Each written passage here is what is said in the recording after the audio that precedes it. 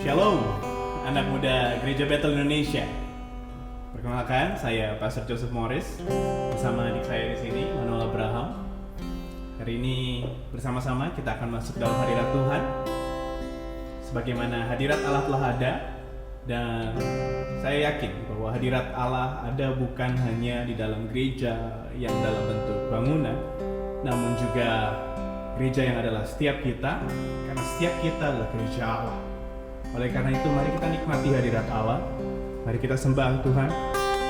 Dikatakan Tuhan, Kau Allah yang baik, Kau Allah yang mulia. Liku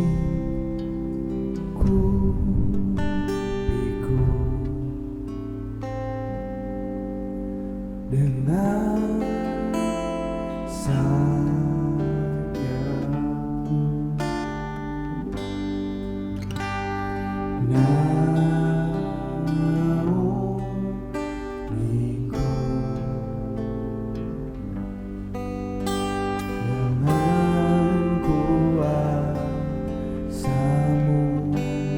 katakan Tuhan lingkupi kami. Lingkupiku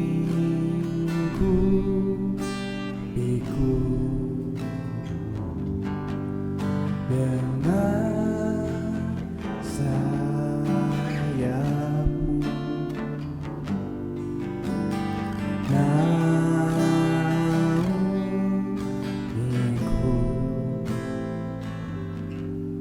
dalam kuasamu. Di saat badai bergelora,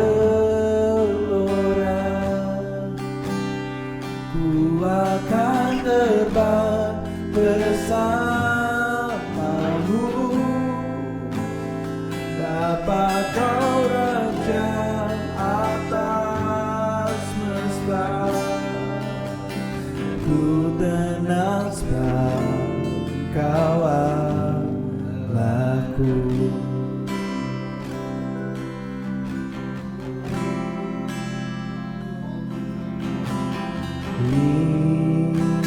Lingkupiku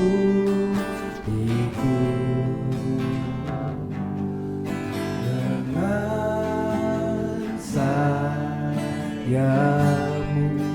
naungi kami, naungiku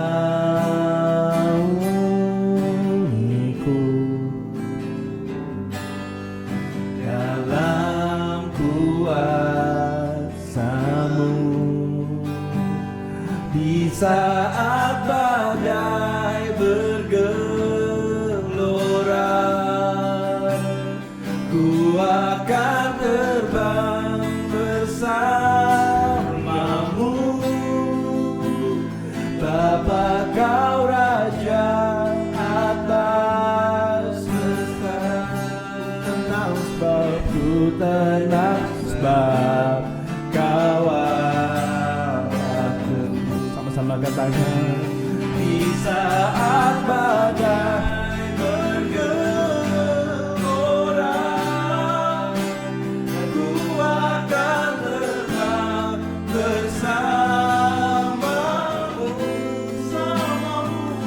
Bapa Kau raja atas semesta, ku tenang sebab Kau Allah. Sama-sama katakan, ku tenang sebab, ku tenang sebab Kau Allah. Amin, tenang, ku tenang sebab Kau Allah.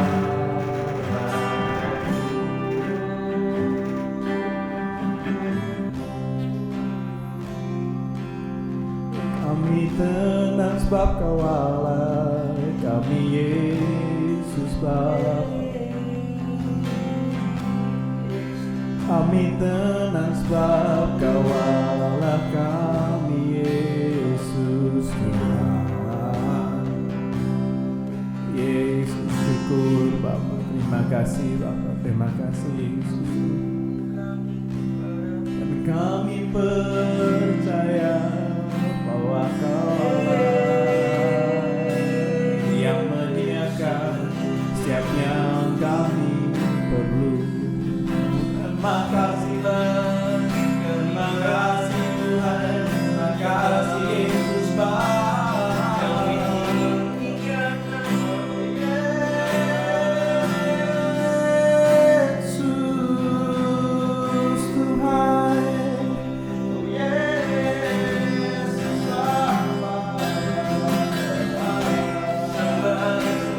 Terima kasih Tuhan, terima kasih. Hatiku percaya,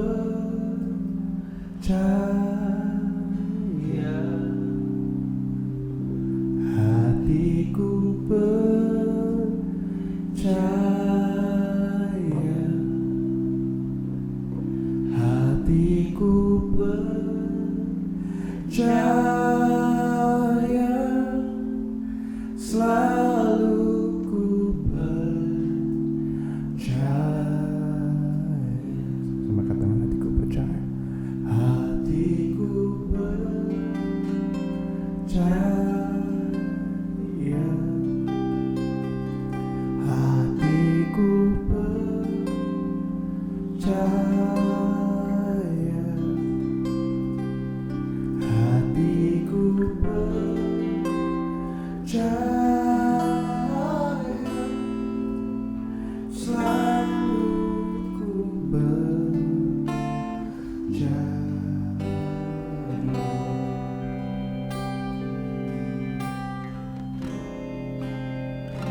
Saat ku tak melihat, saat ku tak melihat jalan, saat ku tak mengerti rencanamu, namun tetap ku pegang janjimu. Pengharapanku hanya padamu. Hatiku percaya,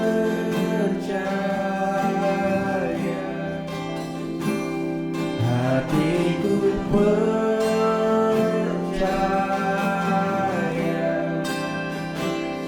hatiku percaya, selalu ku percaya.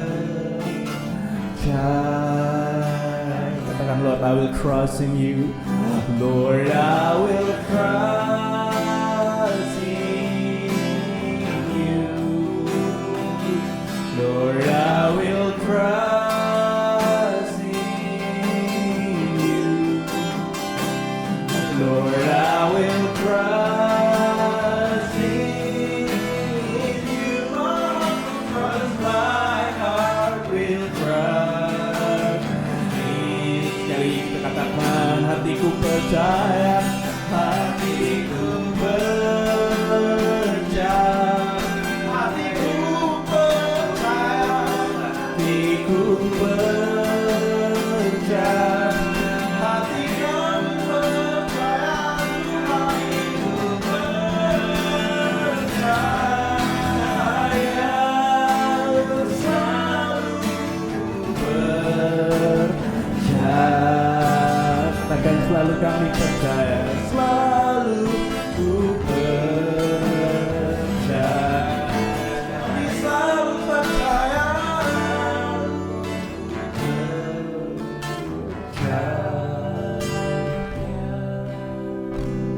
Terima kasih Bapak, karena Kau buat kami mampu untuk percaya Tuhan. Bila bukan karena anugerah-Mu Tuhan, bila bukan karena anugerah-Mu Bapa. Dan hari ini Tuhan, kami siap untuk mendengarkan firman-Mu Bapa. Biar kiranya hati kami siap untuk menyambut Tuhan sebuah kabar baik Tuhan, bahwa Engkau adalah Allah yang hidup, bahwa keselamatan ada bagi kami yang percaya. Terima kasih Tuhan, terima kasih Bapa.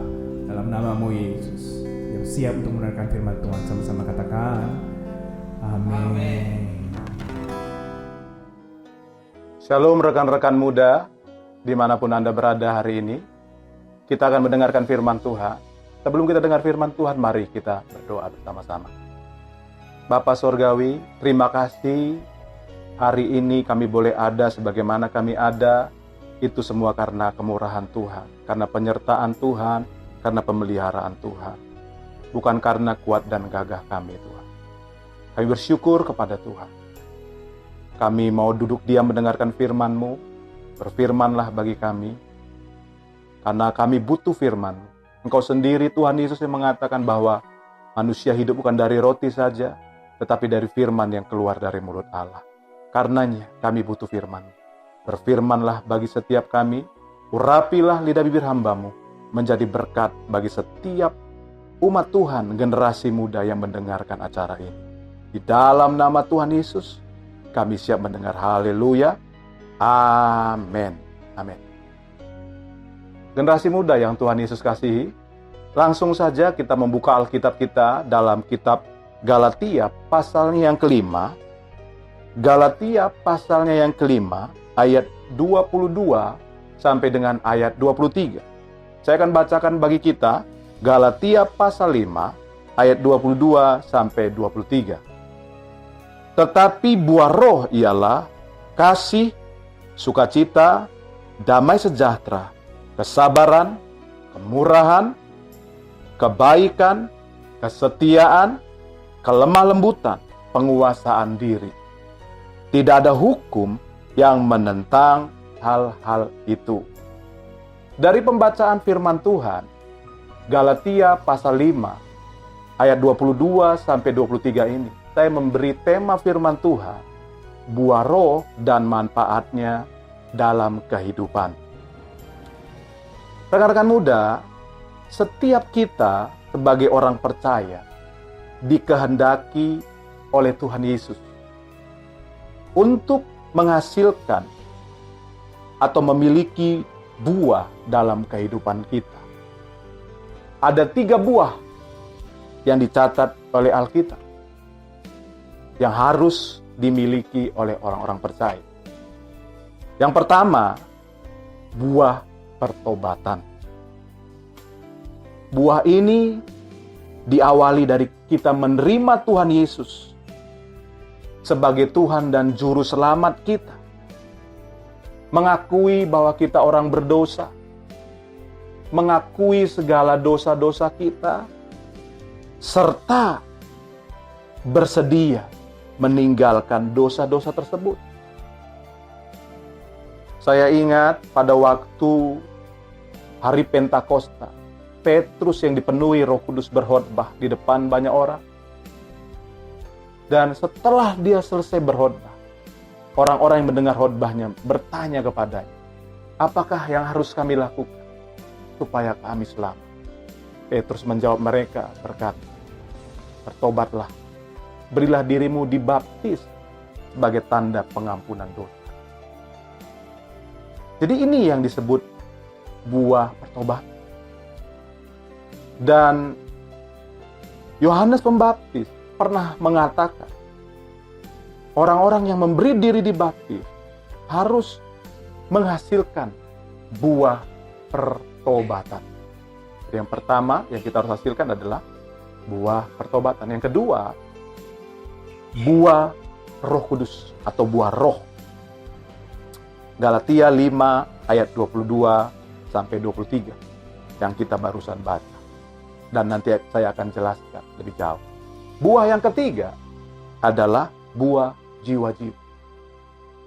Yohanes 15 ayat 16. Tuhan Yesus menyampaikan kepada murid-muridnya, pergilah, hasilkanlah buah. Nah, buah yang Tuhan Yesus maksud di sini adalah jiwa-jiwa yang diselamatkan melalui hidup kita karena Tuhan memakai kita. Perhatikan urutannya. Yang pertama, buah pertobatan. Yang kedua, buah roh. Yang ketiga, buah jiwa-jiwa. Ya. Saya percaya ketika kita menunjukkan buah pertobatan, ketika kita menunjukkan buah roh dalam kehidupan kita sehari-hari, banyak orang akan diselamatkan melalui kehidupan kita. Kehidupan yang menunjukkan kita ini adalah murid-muridnya Tuhan Yesus. Nah, kita akan pelajari secara khusus hari ini tentang buah roh yang terdapat dalam Galatia 5 ayat 22 sampai 23 tadi.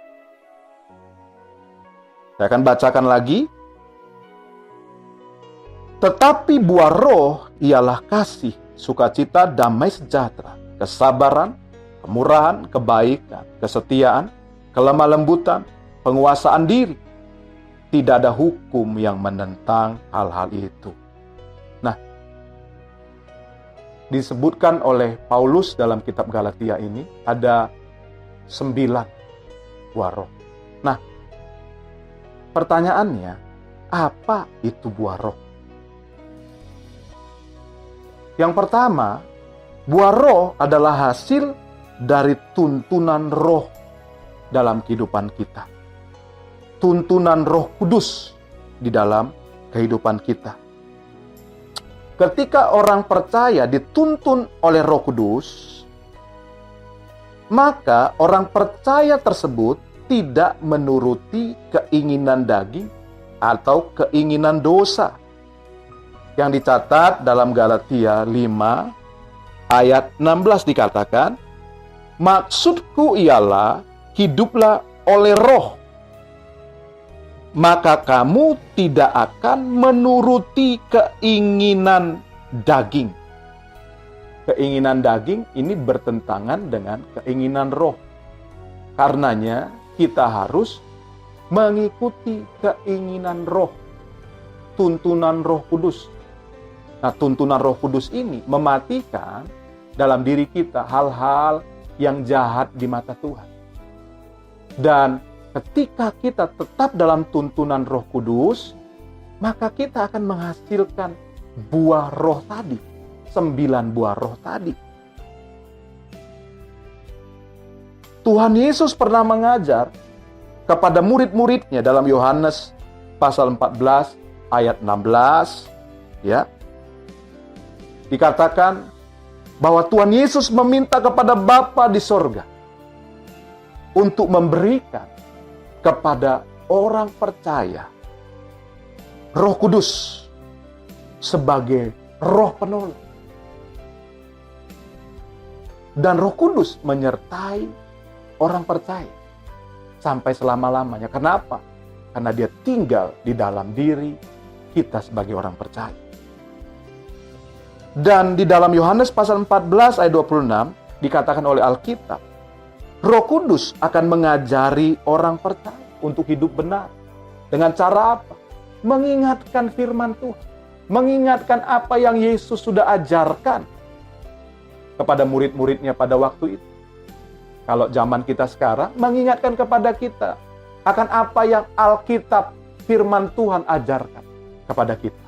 Sehingga melalui tuntunan Roh Kudus itu, kita menghasilkan buah yang disebut buah roh. Jadi, apa buah roh itu? Buah roh itu adalah hasil kehidupan dari tuntunan Roh Kudus kepada kita, orang-orang yang percaya kepadanya. Karenanya Paulus meminta jemaat Galatia, hiduplah oleh roh. Ya. Berilah dirimu dituntun oleh roh. Supaya apa? Kita menghasilkan buah roh. Namanya juga buah roh, tentu hasil dari persekutuan kita dengan Roh Kudus. Jadi itu yang pertama. Yang kedua, apakah buah roh itu? Buah roh merupakan pernyataan hidup Kristus di dalam orang percaya. Sikap dan tindakan orang percaya yang telah dibaharui oleh Kristus merupakan buah pekerjaan Roh Kudus.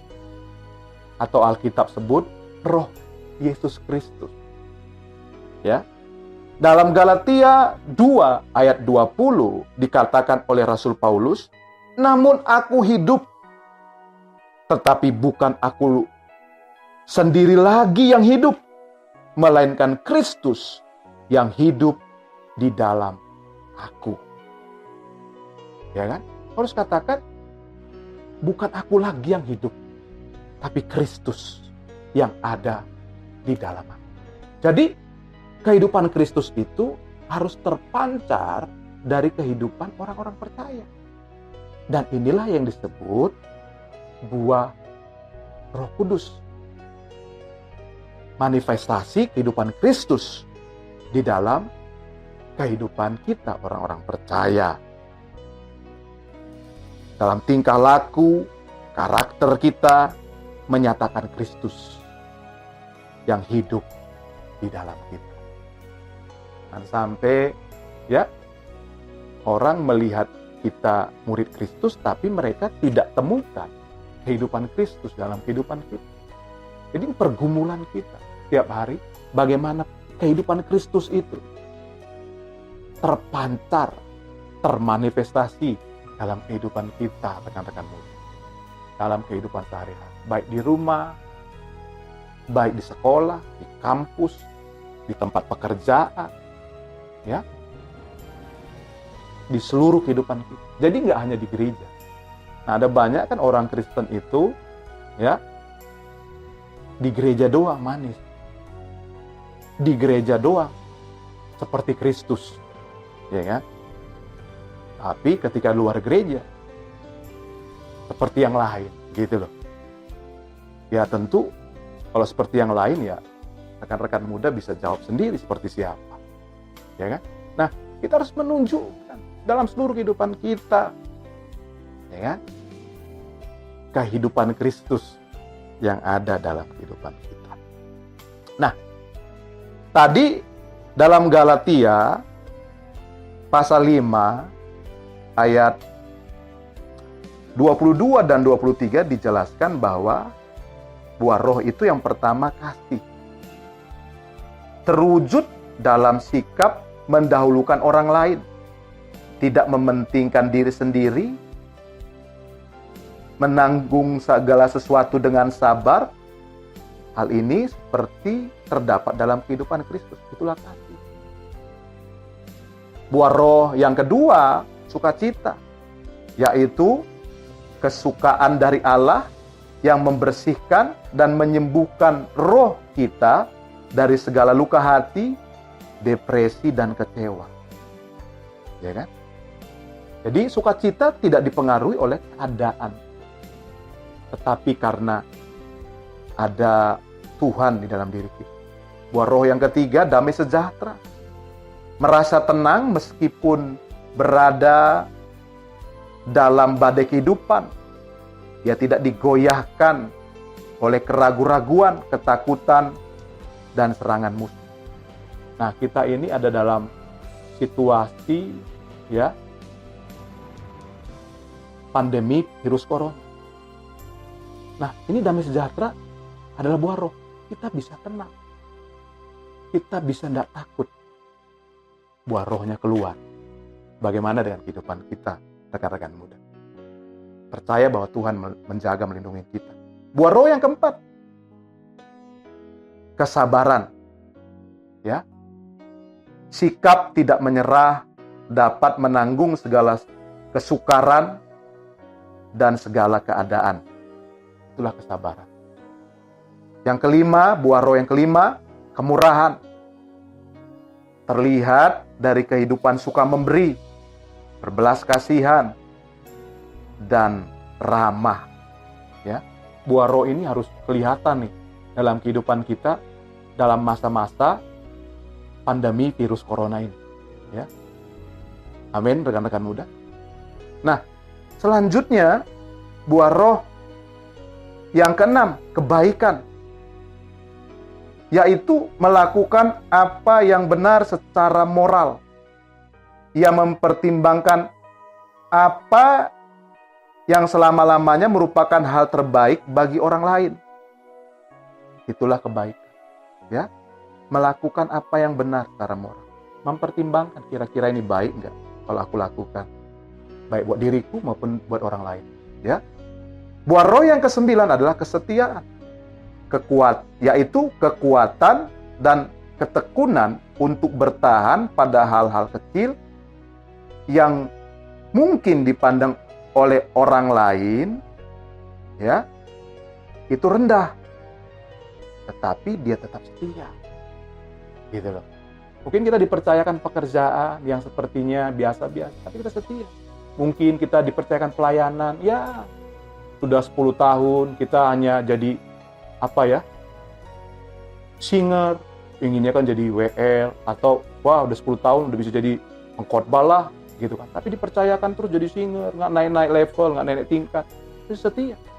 Mungkin kita hanya sapu-sapu gereja, bersih gereja, udah tahun-tahun, tapi mungkin orang lain lihat rendah, tapi belajar setia. Ya kan?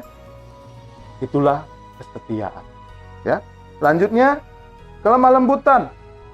Buah roh yang ke-8. Rela menanggung ajaran dari Tuhan. Kita banyak dididik Tuhan. Tapi mari belajar miliki kelemah lembutan. Jangan berontak. Ya kan? Dan buah roh yang ke-9. Ya. Penguasaan diri. Ya. Penguasaan diri itu tidak menurut kehendak diri sendiri dan dapat mengontrol hawa nafsu. Ya. Bagi orang muda, katanya kita kurang penguasaan diri. Tetapi kalau Roh Kudus ada dalam diri kita, kita dipenuhi penguasaan diri. Amin, rekan-rekan muda. Nah, selanjutnya, apa manfaat buah roh dalam kehidupan orang percaya? Yang pertama, ya, mendapat bagian dalam kerajaan Allah. Kalau kita lihat di dalam Galatia 5 ayat 21, dikatakan bahwa barang siapa yang melakukan perbuatan daging tidak mendapat bagian dalam kerajaan Allah. Karena perbuatan daging, hukum agama manapun pasti menentangnya. Gitu loh. Ketika hukum agama menentangnya, secara khusus kebenaran firman Tuhan menentangnya, tentu kita tidak mendapat bagian dalam kerajaan Allah. Kalau kita dipimpin Roh Kudus, kita akan menghasilkan buah roh, di mana buah roh ini, ya, orang-orang yang hidup dipimpin Roh Kudus ini mendapat bagian dalam kerajaan. Loh, kalau begitu keselamatan karena perbuatan dong. Saya tidak mengatakan itu. Yang saya percaya keselamatan anugerah Tuhan. Tetapi buah keselamatan itu adalah buah pertobatan, buah roh, dan buah jiwa. Orang yang diselamatkan tentu akan menghasilkan perubahan. Sebaliknya orang yang belum diselamatkan tidak mungkin menunjukkan perubahan itu. Jadi ketika kita bertekun di dalam buah roh, kita mendapatkan bagian di dalam kerajaan Allah. Yang kedua, apa manfaat buah roh dalam kehidupan orang percaya? Mendapat kepercayaan dari Tuhan dan manusia. Coba kita lihat Kisah Rasul 6, Kisah Rasul pasal 6, ayatnya yang ketiga. Kisah Rasul pasal 6, ayatnya yang ketiga. Dikatakan oleh firman Tuhan, karena itu saudara-saudara, pilihlah 7 orang di antaramu yang terkenal baik dan yang penuh roh dan hikmat, supaya kami mengangkat mereka untuk tugas itu. Nah, pada waktu gereja mula-mula berkembang, pekerjaan Tuhan berkembang, ya kan? Nah, gereja mula-mula membutuhkan tambahan pekerja untuk melayani. Nah, dalam keadaan itu rasul-rasul berkata kepada jemaat Tuhan pada waktu itu, pilihlah di antaramu yang terkenal baik, penuh roh, penuh hikmat untuk tugas pekerjaan Tuhan ini. Nah, siapa mereka yang terkenal baik? Siapa mereka yang terkenal penuh roh? Siapa mereka yang terkenal dengan penuh hikmat? Tentu mereka yang dipimpin oleh Roh Kudus.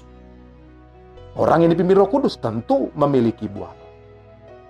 Dari sini kita melihat bahwa orang yang dipenuhi buah roh, ya kan, mendapat kepercayaan dari manusia. dan tentunya dari Tuhan. Karena itu rekan-rekan minta kepada Tuhan supaya kita dipenuhi oleh buah roh. Roh Kudus menuntun kita. Berbahagialah setiap kita yang mendengarkan firman Tuhan dan melakukan. Salam generasi dahsyat. Tuhan Yesus memberkati. Mari kita berdoa. Bapa Sorgawi, terima kasih kami sudah dengar firman. Materaikan firman-Mu di hati setiap kami. Berikan kekuatan bagi kami untuk melakukan firman. Karena firman-Mu berkata, berbahagialah kami yang bukan hanya mendengar, tetapi melakukan firman. Dalam nama Yesus, dimanapun rekan-rekan muda yang mendengarkan acara ini, Tuhan Yesus memberkati. Haleluya. Amin. Amin. Kita sudah dengar firman Tuhan. Tuhan Yesus memberkati.